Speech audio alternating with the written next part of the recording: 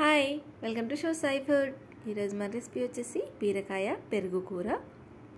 దానికోసం మనం ముందుగా ఒక బౌల్లోకి 3/4 కప్పు వరకు పెరుగు తీసుకోండి.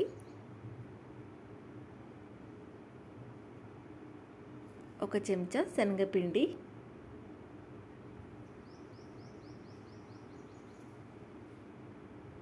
ఒక 1/2 చెంచా వరకు పసుపు, మన రుచికి సరిపోయేటంత సాల్ట్, ఒక కప్పు వాటర్,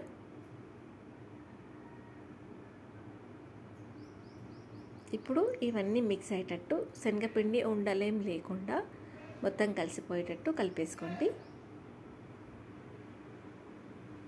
ఉండలనేటివి లేకుండా మొత్తం కలిసిపోవాలి.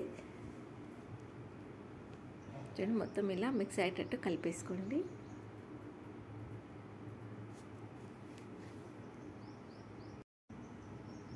చూడండి, మొత్తం ఇలా లిక్విడ్ లాగా అయ్యేటట్టు కలిపేసుకోండి.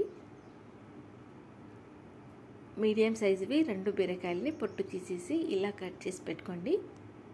అలాగే టమాటోని ఒకటే తీసుకోండి. టమాటోని స్టవ్ పైన ప్యాన్ పెట్టేసి 2 చెంచాల ఆయిల్, అది కొంచెం వేడైన తర్వాత ఒక 3 పచ్చిమిర్చిని ఇలా సన్నగా కట్ చేసి వేసుకోండి. అలాగే టమాటోని కూడా కట్ చేసి వేసుకోండి. ఒకసారి ఇలా కలిపేసేయండి. తర్వాత మనం ముందుగా కట్ చేసి పెట్టుకున్న బీరకాయ ముక్కలు ఉన్నాయి కదా, వాటిని కూడా ఇలా వేసేసి తాలింపులో కలిపేసేయండి.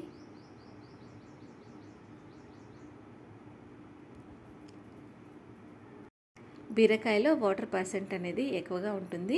మనకి ఈ సమ్మర్లో ఎక్కువగా వండుకుంటూ ఉంటాం కదా. మూత పెట్టేసి కొద్దిగా సాఫ్ట్గా అయ్యేంత వరకు ఉడికించుకోవాలి బీరకాయని. బీరకాయ అనేది ఉడికిపోవాలి. చూడండి, మనకు బీరకాయ ఉడికిందో లేదో ఏదైనా ఒక ముక్కని కట్ చేసి చూసుకోండి.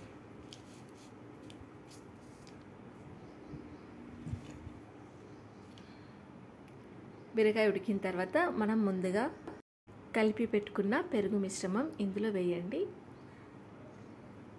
వేసి మంటని మీడియం ఫ్లేమ్లో పెట్టేసి ఇలా కలుపుతూ ఉండండి. మనకి కొంచెం చిక్కగా అయ్యేంత వరకు ఉడికించుకోవాలి.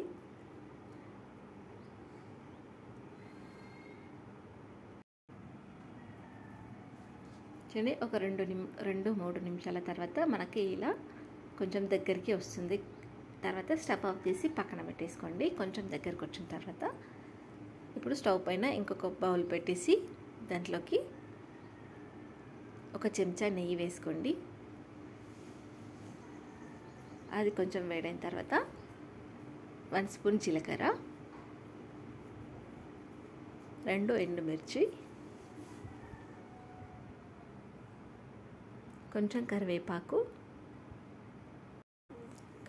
వేసి కొంచెం వేగనివ్వండి. తర్వాత స్టవ్ ఆఫ్ చేసేసి మనం ఈ తాలింపుని పెరుగు కూరలోకి వేసుకోండి. అంతే అండి, ఎంతో టేస్టీ పెరుగు కూర రెడీ అయిపోయిందండి. ఒకసారి ట్రై చేయండి. Thank you for watching.